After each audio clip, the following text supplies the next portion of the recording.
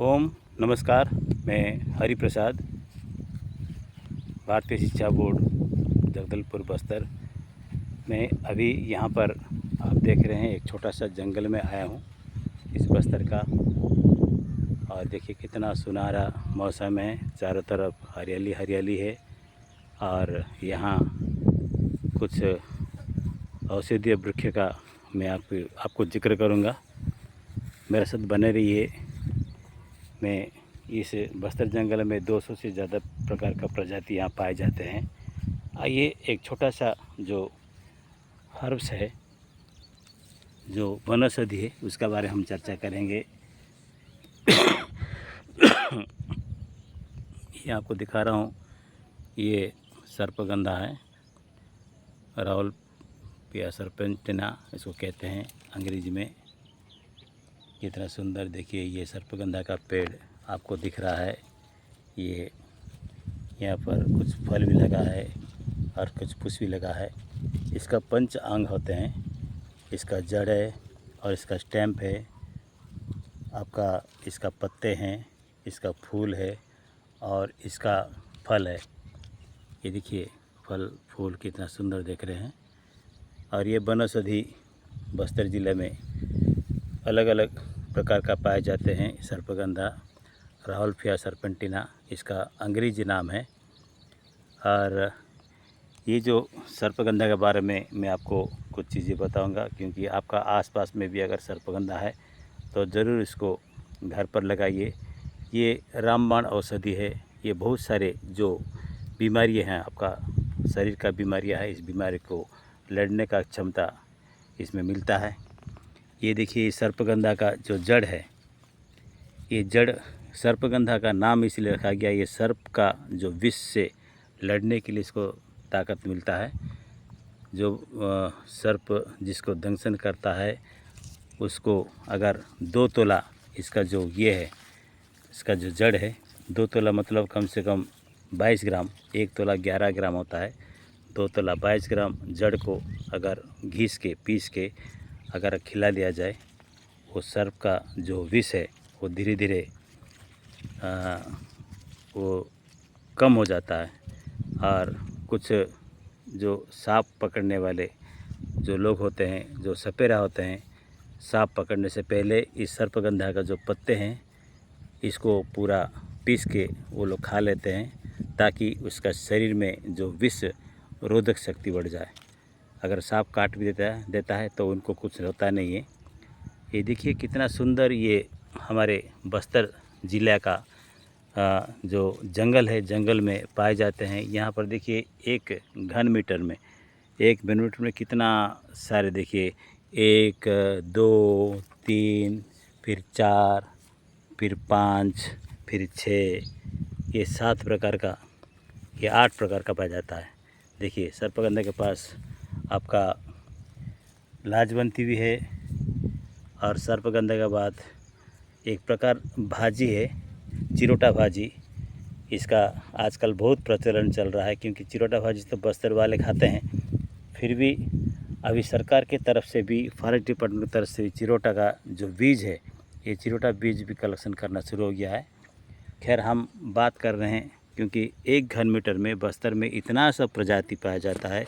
1 वर्ग मीटर में कम से कम 5-6 प्रकार का वनस्पति आपको मिल जाएगा जंगल के अंदर। देखिए कितना सुंदर जंगल है, पूरा दूर तक जंगल फैला हुआ है बस्तर का।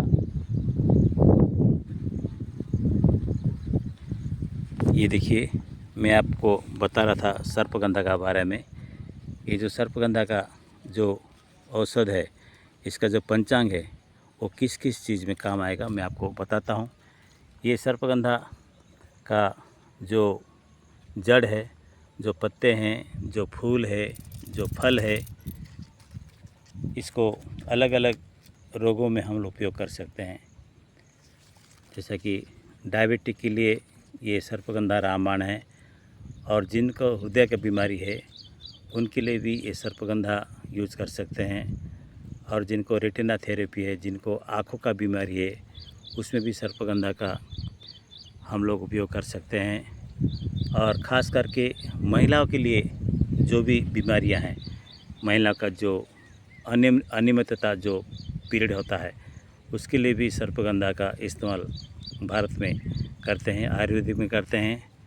और ये गठियावात के लिए भी ये सर्पगंधा का इस्तेमाल अच्छे से कर सकते हैं, क्योंकि गठियावात में हमको पंचांग को लेना है। इसका जड़, इसका पत्ते, इसका फूल, इसका फल और इसका बार्क, ये सब पंचांग है। पंचांग को लेके हमको क्या करना है, उसको पीस देना है और पीस के उसको लेप लगा के गठियावात, जहाँ गांठ है, जहाँ बात रोग है, गठियावात में हम लोग क्या अप्लाई कर सकते हैं। और इसके साथ साथ कभी भी जैसा कि बहुत सारे छाती का जैसा कि बीमारी है, आपका ठंड का मौसम है, ठंड का बीमारी है, आप इसका लेप छाती में लगा के भी, पट्टी बांध के भी हम क्या कर सकते हैं, हमारा शरीर को ठीक रख सकते हैं। ये राहुल पिया सर्पेंटिना, जो अंग्रेजी नाम है सर्पेंटिना यानी सर्प, हमारे जो भारत में सांप को सर्प कहा जाता है, तो उसी प्रकार यहाँ भारत देश में ये ज़्यादा से ज़्यादा पाया जाता है। इसीलिए इस जो वनस्पति को हम कहीं भी देखते हैं तो उसका संरक्षण ज़रूर करें और संग्रहण करें और प्रसंस्करण करें, क्योंकि सर्पगंधा A to Z बीमारी, जितना भी बीमारी है शरीर का, वात पित्त कफ, ये सब के लिए ठीक करता है। तो ध्यान भी देना है। कुछ भाई बहन इसका सेवन नहीं कर सकते हैं, जो कि प्रेगनेंसी में रहते हैं, जो बहनें, उनको इस चीज़ से बचना है, क्योंकि ये सर्पगंधा ज़्यादा गर्मी पैदा करता है और नींद भी आता है। तो जो नशा करते हैं उनके लिए भी ये सर्पगंधा का उपयोग नहीं करना चाहिए। नशा करने वाले व्यक्ति और प्रेगनेंसी पीरियड का जो भाई बहनें हैं वो इससे दूर रहे। और कभी भी सर्पगंधा का उपयोग करेंगे तो एक आयुर्वेद डॉक्टर का सलाह लेके आप इसको उपयोग कर सकते हैं, क्योंकि इसमें मात्रा ज़्यादा ज़रूरी होता है। मात्रा का जो आपका ये करना, मात्रा का तय करना ज़रूरी होता है। जैसा कि 1 तोला, 2 तोला, 3 तोला, लोगों का आकार को देखते हुए, शरीर का आकार को, शरीर का वजन को देखते हुए इस मात्रा को हम बढ़ा कम कर सकते हैं। तो सर्पगंधा एक ऐसा औषधि, वनौषधि है और इसमें बीपी का भी बहुत अच्छा काम करता है। जो बीपी वाले हैं वे भी अगर इसका पंचांग को अगर सेवन करेंगे तो उनका बीपी जड़ से ठीक हो सकता है। बीपी है, शुगर है, अस्थमा है और आपका कैंसर जैसा रोग है, इस कैंसर रोग को लड़ने का ताकत सर्पगंधा में है। तो आइए हम सब इस बस्तरवासी इस सर्पगंधा को पहचानें और इस सर्पगंधा को हम संरक्षण करेंगे, क्योंकि जंगल को नष्ट करने से बचाए। कभी कभी क्या होता है, गर्मी का मौसम में हम जंगल को आग लगा देते हैं, इसमें सर्पगंधा का जड़ से पूरा सूख जाता है और उग नहीं पाता है। तो मैं आशा करता हूँ जहाँ भी सर्पगंधा है उस, अभी बारिश का मौसम है, जुलाई का मौसम है और सर्पगंधा जंगल के अंदर आपको कहीं भी मिल जाएगा। आप जड़ से उखाड़ के लाइए और घर में भी आप इसको डेकोरेशन के तौर पर रख सकते हैं, एक गमले में रख सकते हैं। देखिए कितना सुंदर फूल है, फल है, क्योंकि इतना छोटा पेड़ में आपको 5 प्रकार का पंचांग मिल जाता है। एक फूल मिलता है, फल मिलते हैं, पत्ते मिलते हैं और ये भगवान का ये रचना है। एक ही पेड़ में फूल का बाद फल होता है, फल के पहले पेड़ होता है, फिर पत्ते होते हैं, फिर फूल होते हैं, फिर फल होता है। मगर ये भगवान का ये संरचना देखिए, एक ही जगह हमको 5 चीज़ देखने मिलता है। एक आपका पौधा मिल गया, पौधे के साथ साथ पत्ते मिल गए, पत्ते के साथ साथ फूल भी मिल गए और फूल का साथ फल भी मिल गए। तो हम आइए हम सब इसका जंगल का संरक्षण करें, संरक्षण करें और इसका प्रसंस्करण करें। और जो भी बीमारी है, छोटे बच्चे से लेके जो वयस्क तक जो बीमारी है, आजकल का जो दौर है, बीमारी का दौर है, वो बीमारी को हम ख़त्म करेंगे और इस वनौषधि का सेवन करेंगे और सेवन करके हम अपना शरीर को स्वस्थ रखेंगे। तब तक के लिए मैं हरिप्रसाद जगदलपुर बस्तर ज़िला का मुख्यालय जगदलपुर से हूँ और मैं भारतीय शिक्षा बोर्ड का कार्य भी देख रहा हूँ।